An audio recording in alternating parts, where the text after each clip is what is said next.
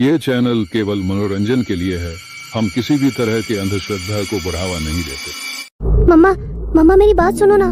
नन्हा विभव अपनी माँ संगीता की गोद में चढ़ने की कोशिश करते हुए बोला।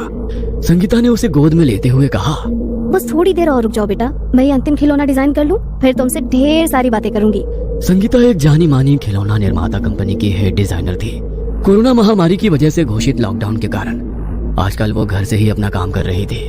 संगीता और विभव के अलावा उनके घर में विभव की आया रहती थी, लेकिन लॉकडाउन के कारण वो अपने गांव से वापस नहीं आ पाई थी। विभव 6 वर्ष का बहुत ही प्यारा और बातूनी सा बच्चा था। हर समय उसकी जुबान पर कोई ना कोई कहानी मौजूद रहती थी। पहले तो उसकी आया चाव से उसकी कहानियां सुनती थी, लेकिन अभी वो भी छुट्टी पर थी और संगीता अपने काम में ही व्यस्त रहती थी, जिसके कारण विभव उदास रहने लगा था। जैसे ही संगीता ने अपना कंप्यूटर बंद किया, मम्मा आप मेरे लिए एक बोलने वाली गुड़िया बना दो, फिर मैं आपको डिस्टर्ब नहीं करूंगा और उसी से अपनी सारी बातें किया करूंगा। विभव की भोली सी बात सुनकर संगीता हंस पड़ी।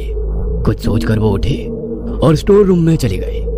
पिछले ही सप्ताह संगीता के डिजाइन किए हुए कुछ खिलौने फैक्ट्री से जांच के लिए उसके पास आए थे, जो अचानक कोरोना की वजह से दफ्तर बंद हो जाने के कारण उसके घर पर ही रह गए थे। संगीता ने उन खिलौनों में से एक गुड़िया निकालकर विभव को खेलने के लिए दे दी। वो गुड़िया वैसे तो दिखने में बहुत ही सुंदर थी, लेकिन उसकी आंखें कुछ गड़ू मड़ू सी हो गई थी, जो कभी कभी डरावना सा एहसास दे जाती थी। विभव ने जैसे ही वो गुड़िया देखी, वो खुशी से उछल पड़ा। अरे वाह मम्मा, आप कितनी अच्छी हैं, इतनी जल्दी आप मेरे लिए इतनी प्यारी गुड़िया ले आई। अब तो मैं इससे खूब सारी बातें करूंगा।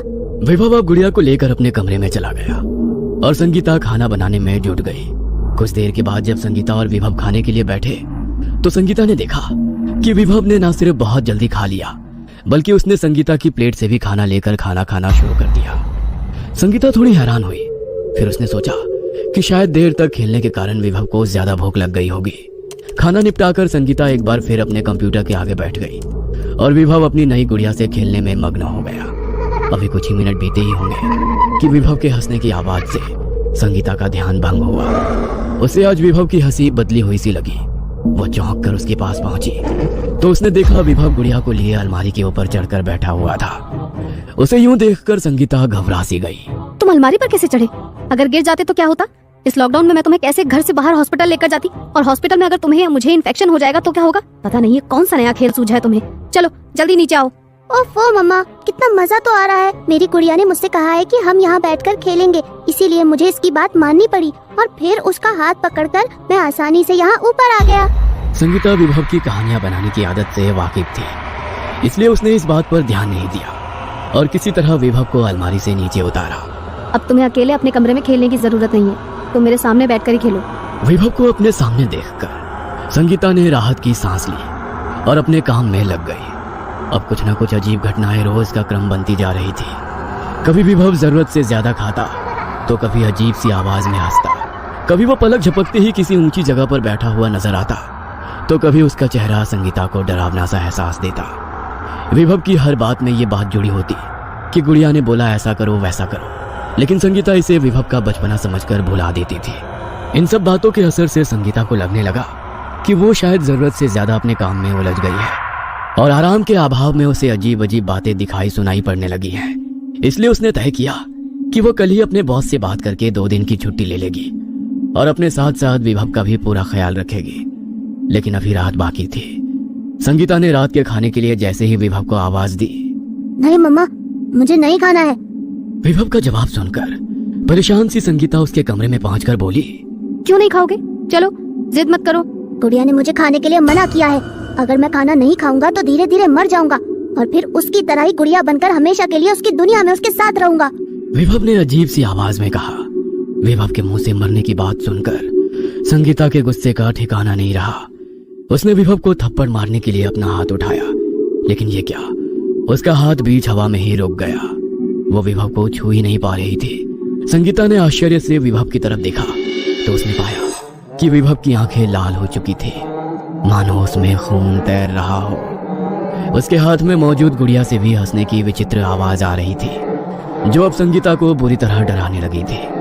सहसा गुड़िया और विभव दोनों की आवाज एक साथ संगीता के कानों से टकराई।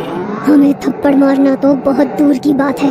तुम ना तो हमारे पास आ सकती हो और ना ही तुम हमें छू सकती हो। जाओ चली जाओ यहाँ से और हमें अकेला छोड़ दो। संगीता के लिए अब वहाँ 1 सेकंड भी खड़ा रहना मुश्किल हो गया था। पसीने से लथपथ घबराई हुई सी वो तेजी से वहां से भागकर अपने कमरे में आ गई। कुछ देर के बाद जब वो संयत हुई तब वो फिर धीरे से विभव के कमरे में पहुंची। वहां पहुंचकर उसने देखा विभव सो गया था, लेकिन गुड़िया अभी भी उसके बिस्तर पर उसके पास ही थी। संगीता को अब उस गुड़िया से बहुत डर लग रहा था। फिर भी किसी तरह हिम्मत जुटाकर उसने गुड़िया को विभव के पास से उठाया और उसे बाहर ले जाकर उसने उसके टुकड़े टुकड़े कर दिए। फिर गुड़िया के इन टुकड़ों को उसने एक बॉक्स में पैक किया और उसे अन्य डैमेज खिलौनों के साथ रिकंस्ट्रक्शन के लिए स्टोर रूम में डाल दिया। हाँ, चलो इस मनहूस गुड़िया से मुझे और मेरे बेटे को छुटकारा मिला। स्टोर रूम का दरवाजा बंद करते हुए संगीता स्वयं से बोली। अभी वो खुश होते हुए विभव के कमरे में पहुंची ही थी कि उसके मुंह से जोरों की चीख निकल गई। बिस्तर पर विभव की जगह वही गुड़िया लेटी हुई थी और विभव एक गुड्डे के रूप में उसके हाथ में था। तुम्हें क्या लगा तुमने मुझे खत्म कर दिया? मुझे कोई खत्म नहीं कर सकता। मैं एक श्राप हूँ, ऐसा श्राप जिसे कोई नहीं मिटा सकता। मुझे अपनी दुनिया में अपने जैसे कुछ साथी चाहिए थे। देखो, मैंने एक साथी ढूंढ लिया है और तुम्हारा विभव भी गुड्डा बन चुका है। देखो। गुड़िया ने गड़ुमड़ू होती हुई अपनी आंखों को नचाते हुए कहा।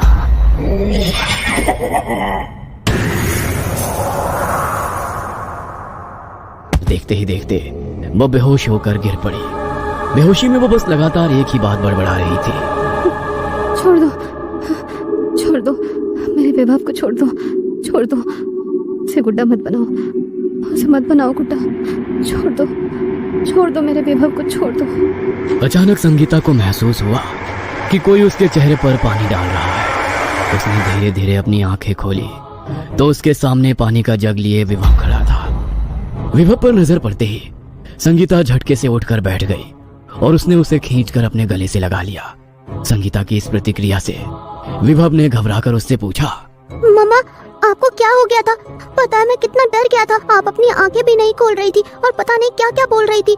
फिर मैंने आया आंटी को फोन करके उन्हें सारी बात बताई। तब उन्होंने मुझे आपके चेहरे पर पानी डालने के लिए कहा। यह सब सुनकर विभव को स्वयं से अलग किए बिना संगीता बोली, मुझे कुछ नहीं हुआ है मेरे बच्चे, कुछ नहीं, और मैं कुछ होने भी नहीं दूंगी। भगवान का शुक्र है कि वो सब एक डरावना सपना था। थोड़ी देर बाद जब संगीता कुछ संभली तब उसने विभव से गुड़िया के विषय में पूछा। विभव ने रुआसी आवाज में कहा, पता नहीं मम्मा, मेरी गुड़िया कहाँ गई? मैं कब से उसे ही ढूंढ रहा हूँ। यह सुनकर संगीता ने चुपचाप स्टोर रूम का रुख किया। वहाँ पैकेट में गुड़िया के टूटे हुए टुकड़ों को देखकर उसे तसल्ली हुई। संगीता ने तुरंत माचिस निकाली और गुड़िया के टुकड़ों में आग लगा दी। देखते ही देखते वो सारे टुकड़े धूं धूं करके जलने लगे। आग के बुझने के बाद जब संगीता विभव के कमरे में पहुंची तो वहां विभव की जगह पर वही गुड़िया बैठी थी और संगीता को देखकर मुस्कुरा रही थी। संगीता उसे बिस्तर पर देखकर हैरान हो गई। तभी गुड़िया के अंदर से आवाज आई, मैंने कहा था ना, मैं एक श्राप हूँ, श्राप जिसे कोई नहीं मिटा सकता है। यह सुनते ही संगीता के रोंगटे खड़े हो गए। संगीता भागते हुए जैसे ही स्टोर रूम में पहुंची उसकी चीख निकल गई। उसने गुड़िया समझकर विभव के टुकड़े करके उसे आग लगा दी थी। अक्सर पागल खाने में रोते हुए संगीता की आवाज सुनाई देती थी, मैंने विभव को नहीं मारा है, मैं तो शापित गुड़िया को मारा था। हाँ।